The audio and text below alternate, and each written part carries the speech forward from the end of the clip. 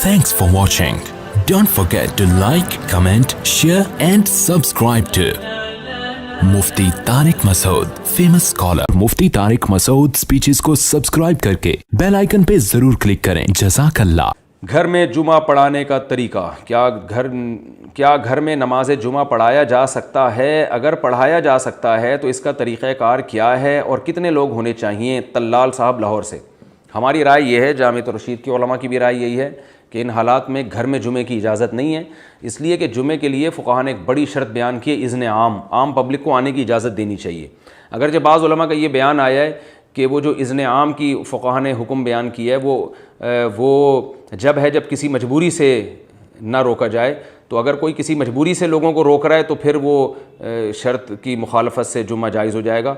तो घर में चूँकि महदूद जगह होती है इसलिए रोका जाता है, तो इसलिए उसमें जुमा जायज़ होगा। लेकिन ये हमारे राय में ये दलील सही नहीं है, इसलिए कि फ़ुक़हा ने तो अल इतलाक़ एक चीज़ बयान की है और ज़ाहिर है रोका जो लोगों को जाएगा तो कोई ना कोई वजह तो होगी ना, बिला वजह तो कोई भी नहीं किसी को रोक सकता।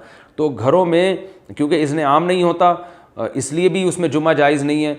और एक और मसलहत की ख़िलाफ़ वर्जी है कि जुमे की अहमियत के भी ख़िलाफ़ है ये।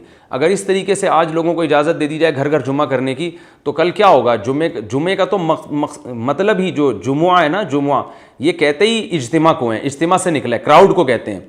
तो अगर इस तरह से लोगों को इजाज़त दे दी जाए तो फिर नतीजा ये निकलेगा कि जुमे की वैल्यू ख़त्म हो जाएगी इस्लाम में। जो क्राउड और इज्तिमा जो मकसद था वो सारा ख़त्म हो जाएगा और फिर कल यही होगा कि आज मस्जिद में ज़रा लेट हो गया हूँ तो चलो बेगम पीछे खड़ी हो जाओ, दो चार महल्ले के और लोगों चलो इधर ही जुमा पढ़ लेते हैं, हर जगह जुमा हो रहा होगा। तो ये मसलहत के भी ख़िलाफ़ है। तो मैं जो ये बात कह रहा हूँ ये हज़रत मुफ्ती तक़ी उस्मानी साहब की राय भी यही है और उन्होंने इसी पर बात की है कि हम घरों में आजकल जो लॉकडाउन की वजह से मस्जिदों में जो गवर्नमेंट ने जुमे को महदूद कर दिया, तो वो इसकी बेस पर हम घरों में लोगों को जुमा पढ़ने की इजाज़त नहीं दे सकते।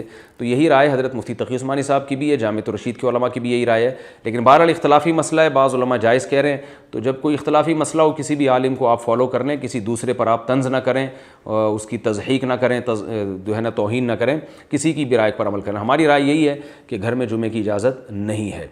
हाँ, एक इश्काल होगा कि फिर मस्जिद में भी तो इज़्न आम नहीं है, हुकूमत ने कहा है कि 5-6 आदमियों से ज़्यादा ना हो मस्जिद में।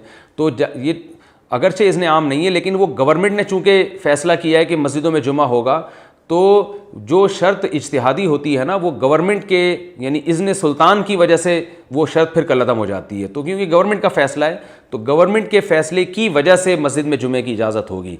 ये एक फ़िक़ही बारीकियाँ हैं जो आम लोग नहीं समझते।